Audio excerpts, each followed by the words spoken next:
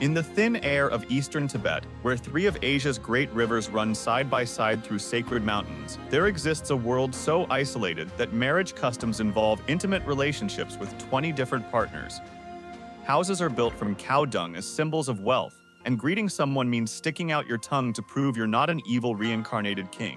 Today I'm taking you deep into the Chamo region and beyond, where ancient trade routes once carried tea more valuable than silver, and where 15 extraordinary practices have evolved in complete separation from the outside world.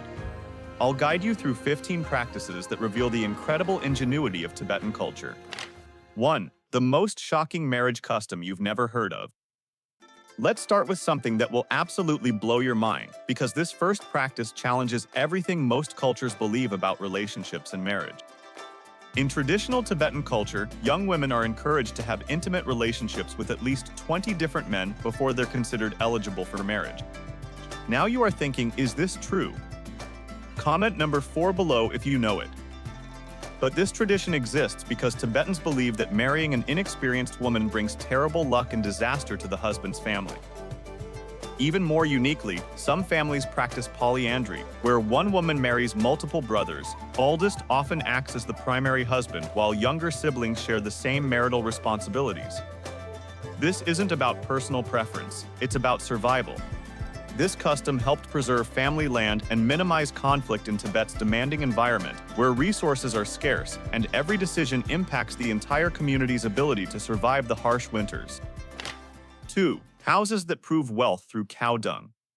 In Tibet, the more cow dung covering your house walls, the wealthier you're considered to be. I'm not joking when I say this, and here's why it makes perfect sense once you understand the environment. Tibetan cow dung doesn't smell bad like you'd expect. Because the yaks and cows eat only pure grass and drink crystal clear mountain water, sometimes even consuming valuable cordyceps, their waste actually smells like dried grass when burned. Families with more livestock can afford to cover their homes more thoroughly, creating better insulation and demonstrating their wealth through practical means. There are actually cow dung cakes that tourists line up to try, and they're considered a delicacy because of the pure diet these animals maintain in the pristine mountain environment. If you're enjoying this, make sure to hit the subscribe button and tap the bell. Don't forget to share this video with your friends. That really helps support the channel, and I'm excited to keep bringing you even more fascinating content. And when you hear the next custom, I know for sure you'll want to drop your thoughts in the comments right away. Deal. 3. The sky burial that connects earth and heaven. Tibet has its own customs and beliefs, some of which are so unique they will give you goosebumps. Different cultures have different funeral practices. Some cremate, some bury. But Tibet's funeral practice is very different, called sky burial or toru. In this method, the body is taken to a high place and left there to be eaten by vultures and crows. There are various beliefs about why this is done.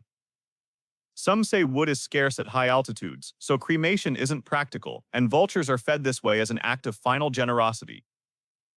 Others say vultures and crows don't get enough food in the harsh environment, so bodies are left for them as a way of giving back to nature.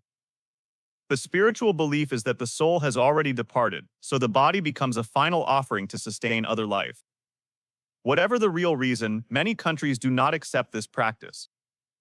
Even in the United States, if a Tibetan passes away, special permission is required to bring the body to Tibet for this funeral, as the practice is not allowed in America. But for Tibetans, it represents the ultimate act of compassion and the cyclical nature of life. So what does the completely different greeting mean? The tongue greeting that proves you're not evil. In Tibet, people greet each other by sticking out their tongues. The reason behind this practice is both fascinating and dark, rooted in a legend that has shaped social interaction for over 1,000 years. The tradition dates back to the 9th century, and a king named Lang Dharma, who was known for his cruelty and persecution of Buddhists. According to legend, this evil king had a tongue as black as coal. When he died, Tibetans became terrified that he might reincarnate among them, bringing his cruelty back to their communities. So they developed a simple test. By sticking out their tongues when meeting someone new, they could prove their tongue wasn't black, demonstrating they weren't the reincarnated evil king. Today, when Tibetans stick out their tongues, they're essentially saying, "I come in peace. I'm not harboring evil intentions." It's a gesture of openness and goodwill that has survived over 1,000 years, turning an ancient fear into a symbol of trust and transparency. Have you ever heard of butter tea? 5. Butter tea from leaves that travel thousands of miles. Despite being famous for butter tea, a drink that's absolutely central to Tibetan culture and survival, Tibet cannot grow a single tea plant. Think about that for a moment. The beverage that defines an entire culture has to be imported from thousands of kilometers away. Butter tea is literally liquid life for Tibetans. It provides essential calories, helps retain body heat in freezing temperatures, and supplies crucial nutrients that allow people to survive at altitudes where most humans would perish. Yet every single tea leaf has to be transported across some of the world's most dangerous terrain. This created one of history's most legendary trade routes. The Tea Horse Road stretched nearly 400 kilometers from India through some of the world's most treacherous mountain passes. Traders would exchange precious horses for tea, creating a lifeline that connected Tibet to the outside world. The journey was so dangerous that many traders never returned, making the tea that finally reached Tibet incredibly valuable. The tea that finally arrived after this epic journey wasn't just brewed normally. Tibetans developed their own unique preparation method, churning the tea with yak butter and salt to create a drink that's more like soup than anything we'd recognize as tea. This preparation method maximizes the caloric content and creates a beverage that can sustain someone through a full day of work in sub-zero temperatures. Have you ever tried this type of tea? Leave a comment below to help everyone learn more about it. 6. Prayer flags that carry messages to heaven. You've probably seen images of colorful flags fluttering against Tibet's brilliant blue sky. They're called Lung Ta prayer flags, and they represent one of the most beautiful spiritual practices on earth. But there's so much more to these flags than most people realize. Each flag is covered with mantras and prayers, with a wind horse symbol in the center, representing the three jewels of Buddhism. In the four corners, you'll find sacred animals: the Garuda bird symbolizing wisdom, a dragon representing power, a tiger for faith, and a snow lion embodying fearlessness. As the wind moves the flags, it's believed to carry these prayers and blessings across the landscape. But here's what most tourists don't know. If you see a prayer flag that has fallen to the ground, you should never step on it. Instead, you should pick it up and hang it in a high place, or better yet, take it to a local family who can properly dispose of it. Stepping on a fallen prayer flag is considered deeply disrespectful to the prayers and mantras it carries. There's another crucial detail about timing. Hanging prayer flags on the wrong day is believed to create obstacles and bring misfortune. There are specific auspicious days when flags should be hung, determined by the Tibetan calendar, and getting this wrong can supposedly cause more harm than good. Historically, lung flags were so valuable that when a son got married, families would give him prayer flags as part of his dowry. They were considered more precious than material possessions because they represented spiritual wealth and protection for the new family. Now, you might be wondering how a land this harsh and isolated became home to such rich spiritual tradition. Authored lies in something most people don't realize about Tibet's geography. 7. Tibet, the third pole's hidden water wealth. Tibet contains the third largest concentration of fresh water on Earth after the North and South Pole. Authored and called the third pole. That's why it's often called the third pole. The massive glaciers and snowfields of the Tibetan Plateau feed into Asia's most crucial river systems: the Brahmaputra, Ganges, Indus, Mekong, Salween, and Yangtze rivers. This means that over 2 billion people across Asia depend on water that originates in Tibet's remote highlands. Authored lochs and rivers of Tibet, like Lake Namso and Lake Yamdrak, aren't just beautiful tourist destinations. They're crucial reservoirs that regulate water flow throughout Asia. When these water sources are threatened by climate change or political tensions, the consequences ripple across continents, affecting everything from agriculture in India to hydroelectric power in China. 8. The miracle grain that defies nature. In a land where most crops would freeze to death before harvest, Tibetan barley has been genetically adapted over thousands of years to not just survive, but thrive. Matan Saim, this isn't ordinary barley. It can handle extreme cold, intense UV radiation from the thin atmosphere, and growing seasons so short that most crops wouldn't have time to mature. The nutritional profile of this barley is extraordinary. It contains higher levels of protein, fiber, and essential amino acids than lowland grains. Most importantly, it provides lysine, an essential amino acid that the human body cannot produce on its own. Without this barley, human settlement at these altitudes would be virtually impossible. From this single grain, Tibetans create an entire cuisine. Sampa, roasted barley flour, serves as the foundation for countless dishes. There are thukpa noodles, various breads, and even chang, a fermented barley beer that provides both nutrition and alcohol in a land where other sources of calories are scarce. 9. The Switzerland of Tibet hidden. As our journey continues deeper into Tibet's mysteries, the landscape begins to shift dramatically. Why descend into a region that feels like a different world entirely? This is Nyingchi, often called the Switzerland of Tibet for its alpine scenery and unexpected lushness. Sitting at a lower elevation than much of the plateau, Nyingchi reveals a softer side of Tibet, a milder climate, richer vegetation, and a vibrancy rarely seen in the harsher highlands.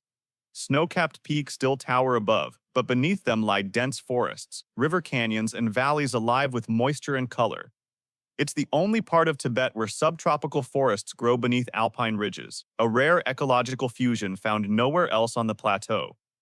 Within this lush and dramatic terrain lies one of the most extraordinary natural features on Earth, the Yarlung Tongpo Grand Canyon, the deepest canyon on the planet. At the heart of this canyon, the river makes a dramatic 180-degree bend around a towering sentinel, Namcha Barwa.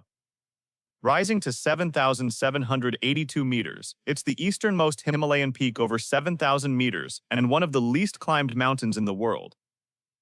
Known as the Shy Mountain, it's almost always veiled in cloud. In Tibetan tradition, it's sacred, a male deity called the Spear that pierces the sky, said to guard the entrance to Pimoko, a hidden land of spiritual awakening. Locals believe only those with pure karma can glimpse its summit clearly. One of the best places to witness this elusive giant is from Sajila Pass, a winding road that climbs above the forest line. On rare clear mornings, the clouds part, revealing Namcha Barwa rising above the horizon like a vision from another world. 10. The Peach Blossom Miracle. No visit to Nyingchi is complete without witnessing one of its most fleeting wonders. Just downstream from the canyon, the atmosphere softens. In late March and early April, peach trees bloom across highland fields, painting the landscape in delicate pink against a backdrop of snow-capped peaks.